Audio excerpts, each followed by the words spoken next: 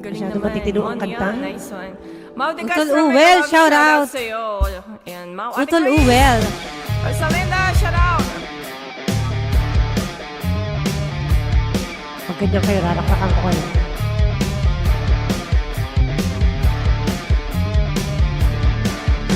Nandito na si Chito Miranda. Nandito rin si Kiko, si Francis Magalona. Nandito rin si Glock 9, wala siyang apelido. Magbabagsakan dito, mauuna si Maji.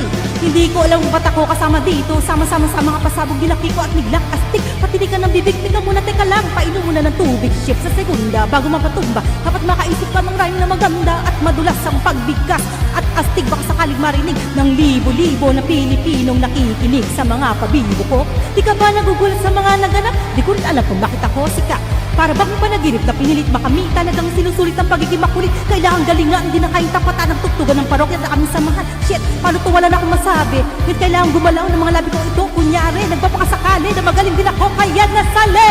Tapos na si Chito Miranda. Nandito na si Kiko, si Francis Magalona. Nandito rin si Glock 9, wala siyang apelido. Magbabagsakan dito, babanat na si Kiko. Hindi na Uzi or Ingram, tigis on the maximum na 45 or the 44 Magnum NNE at T57 Northwave Gauge, but the map so listen. Nandito na si Kiko at kasama ko si Chito at si Glock 9. And it's time to rock rhyme. Di ko mapigilang lumabas sa mga salita sa aking bibig. Hindi pa dadaig ang bunganga, hala tumunganga, lahat napapahanga sa talento. Uy, taga-kalentong batang Mandaloy na ngayon, nakatira sa Antipolo, sumasaklolo sa mga hip-hop. Pwede ka rin, pwede rin trip lang.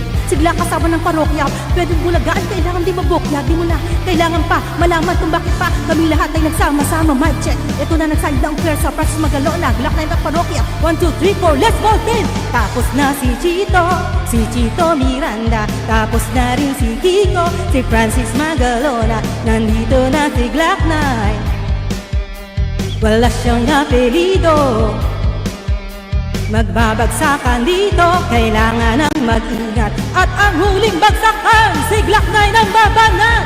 Bato-bato sa langit at tama ay huwag magalit. Bawal ang nakasimangot, baka lalo kang tumangit, pero okay lang. Hindi naman kayo mga suplad, sumabay ka sa akin na parang naka-aeroplano sa tunog ng gitara. Kasama ng pinakmalupit na banda. At si Kiko magaling, di pa rin kayo tapatan. Parang out na lagi mong binabalik-balikan. Stop, rewind and play mo. Napakasaya na para bang birthday ko. Alam mo na siguro ibig ko sabihin, hindi mo na kailangan pang paikot-ikutin. Baka lalong matagalan lang. Lumapit at makinig para iyong maintindihan. Mga salitang sinulat na hindi papilat, pero pwedeng ilatag na parang balig na higaan kapag ginawa ka ng mikropono parang nabubuang. Teka, di naman siguro ganyan lang kami pag gumagawa ng bago. Medyo nabibilisan, di mo na naisip na pwedeng mangyari. Magkasama-sama lahat ay kasali. Ngayon lang narinig, di na to madadaig. Nagsama-sama sa bagsakan, nag-iisang bibig. Mag-ingat-ingat ka nga at baka masindak sapagkat nandito na si Kiko at si Kiko at si Glock. Wow, ang lupit. Galing naman ng ating Margie. O, diba? Astig mo talaga dyan, Margie. May paisa pa. O, astig talaga yan kay Margie, ang bagsakan. Oh. Gusto ko sa Bagsakan kanya. ng Bentan!